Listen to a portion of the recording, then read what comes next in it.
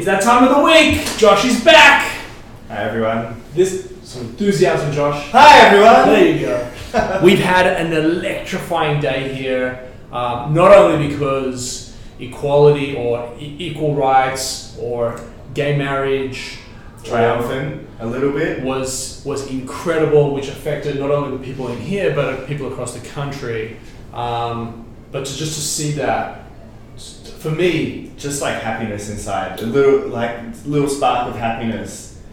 It's been electrifying. Mm-hmm. We had a quick chat. It's been an electrifying day.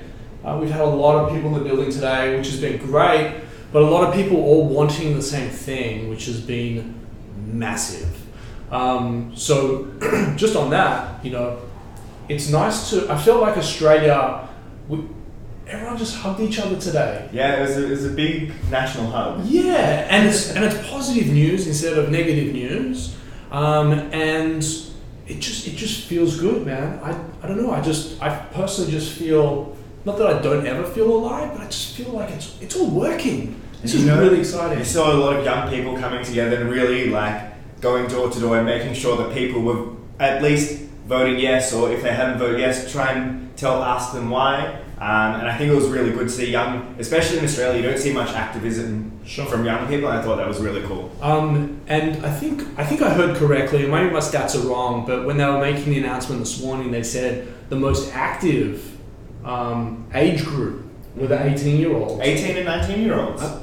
Awesome. Solid work, guys. I'm not sure if we have a lot of 18 or 19-year-olds here, but maybe some of the people on here have 18 or 19-year-old people or kids. It just feels good. It feels good. Yeah. What have you got? So this is our regular segment, standing regular segment on a Wednesday. This Week in Startups, hosted by Josh, commentary by Toby. What have you got for us this week, Josh? So I wanted to first touch on last week. Last week we spoke a little bit about construction tech, an emerging field in Australia, maybe. I came across a small article yesterday. A small article. It's a $12 million article, I think $6 million. Okay. But they pushed back 12. Yeah, they pushed back $12 million. Parked. So, startup from Perth. Yep. They only started up 12 months ago. Yep. And 12 months later, they've IPO'd. It's huge. Amazing. It's really, really good. What they do, they create modular car parking that can be easily moved or put together in any space. Lightweight, prefabricated, fast, easy. I read the article and I was like, hey Andy, I think we need to open a Creative Cubes in Perth. These guys are crushing it over there. Great work, Parked. Excited to see what they end up, how big and how strong. And by the way, they raised $6 million. It was an IPO. Yeah, it was IPO. So it's not like they raised $6 million in venture capital. They went to the public markets after 12 months of trade. Only 12 months of trade. And crushed it. It'll be interesting to see how that starts. And they're still developing their product as well, so it's a lot of trust, a lot of consumer confidence. I think that's really cool. I like it. Well done, Parked. Well done. Two thumbs up. Actually, my daughter, like that. So next thing we're going to be hearing from soon is Elon Musk. I think that's tonight or tomorrow. Tomorrow. I'm always off with the timing when it's over in the US. Yeah. Which probably be pretty exciting. So right now it's 9:30 at night, so probably tomorrow. I think it's maybe 24 hours from now. Yeah. Tesla have unveiling. What are they unveiling? They're unveiling a semi-truck. So you see those big things on the highway that have all the things attached to the back. Some electric version of that. Really cool. There was some pictures shared online. Did you see those? Of course. Looks awesome. I love the way they look. They look like mini spaceships. So Josh, when Elon basically allows us to, starts deploying and starts delivering, if he starts delivering. I'm a huge Musk fan, by the way, and a huge Tesla fan, although I'm not, I think I may be alone on that.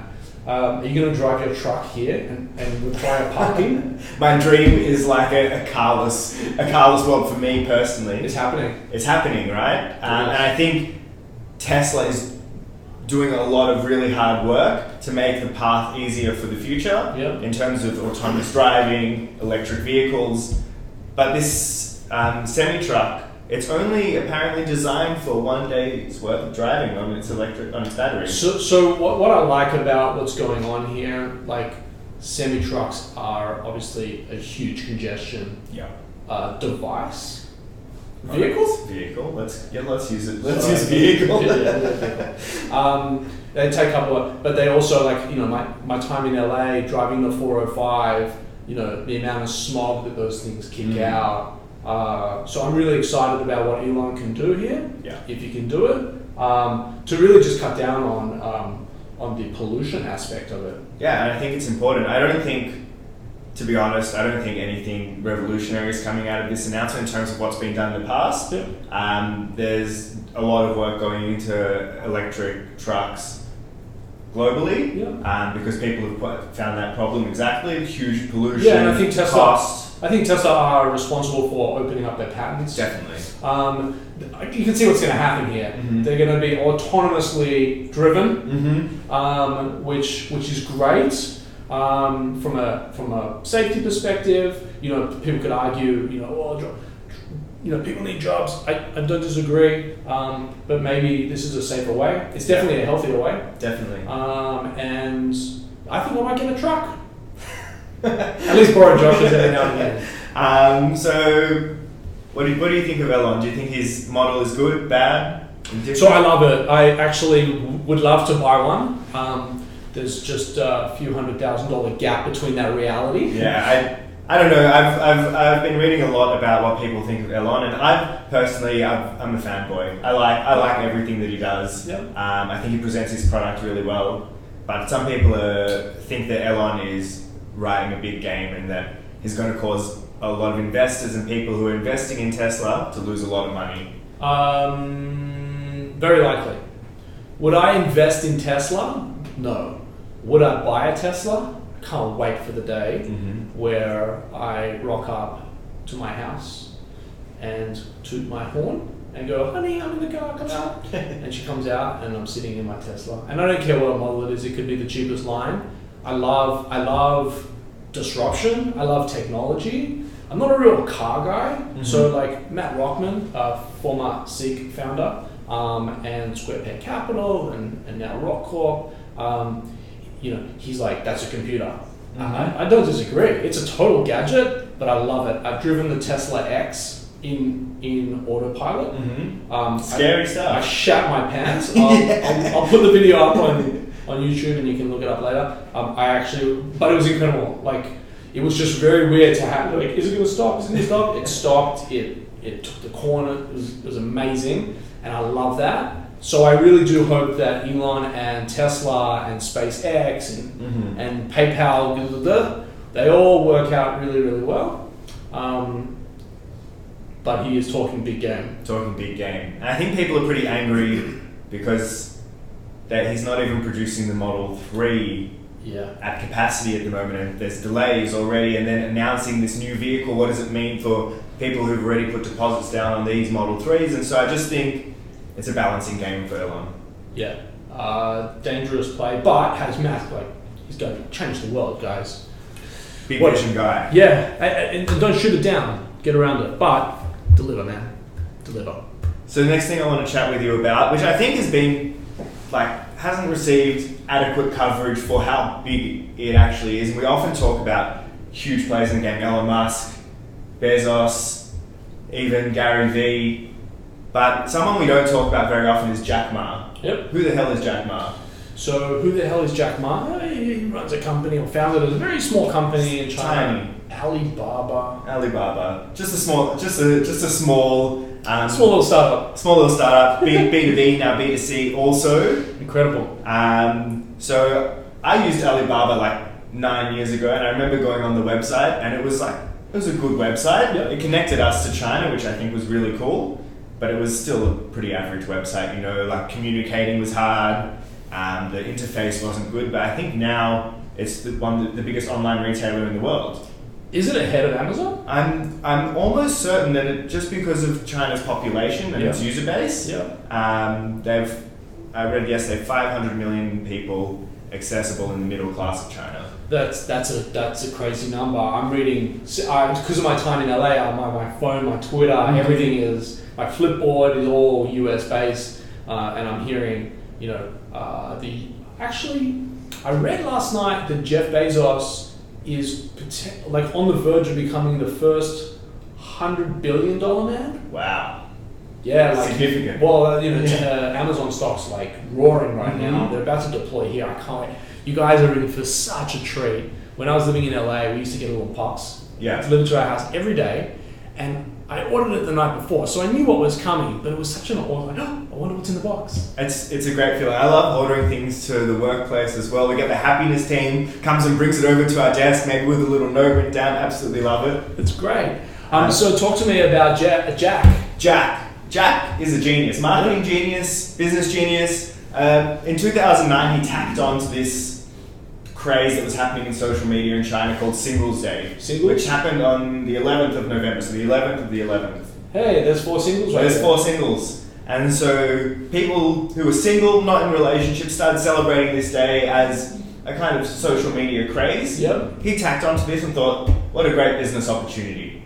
I'm going to start creating a day for it. Yep. It's called it Singles Day. So help me understand what... It's a singles day, so what am I celebrating? Am I celebrating or showering myself with gifts, or am I celebrating the fact that you're buying gifts for yourself. Okay. You might buy gifts for your other single friends. Okay. It's kind of like a platonic Valentine's Day. It's not Father's Day if you're not a father and you're in a relationship. Yeah. Okay. Yeah, I think other people have created their own days. Jeff Bezos has created Prime Day, which is really cool. But in comparison, let's just go through some stats. Singles Day did $25.3 billion of sales this year. Holy moly. So if we compare that to Black Friday, which is US wide and in other parts of the world now too, Australia started tacking on a little bit. Cool. Any way to spend money. Any way to spend money, any way to generate revenue. That was only $3 billion in the US. Okay, so a population of 300 million generated $3 billion on Black Friday, which is like, I think that's Cyber Monday or something as well. But like Boxing Day sales on steroids. You're saying that Alibaba and Jack generated $25.3 billion compared to the US $3 billion in that day. And even if we scale for population, I don't think it would even come close. No, you said 500 million people on Alibaba? Yeah, so 500 million people is like the accessible market in China for the middle class who want to spend money. But they're a lot more price sensitive than people in the US. So getting to that market also has its challenges.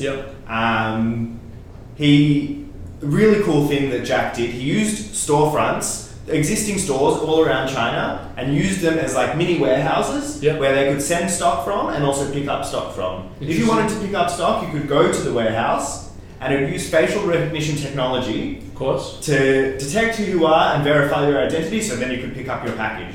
Wow. Really cool integration of cool parts of technology that's really at the forefront now. That's a great user experience. Awesome user experience. Wow. The website handled at capacity 256,000 transactions a second. Huge. Over 1 billion individual transactions. Wow. Which is just absolutely insane. I think Jack's an amazing dude. He's come along and he's started a new marketing campaign. Singles Day you think is only for singles. In 2013 he said, you know who I'm going to start targeting?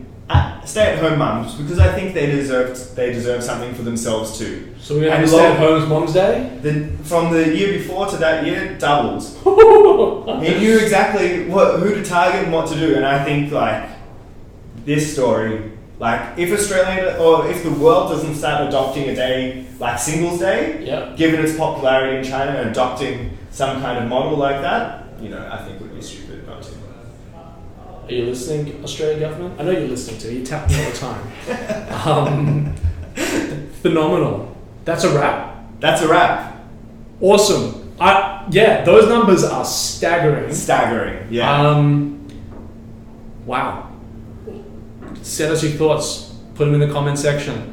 Thanks, Josh. Thank you, Tony. That's been This Week in Startups. Awkward City. Population 2.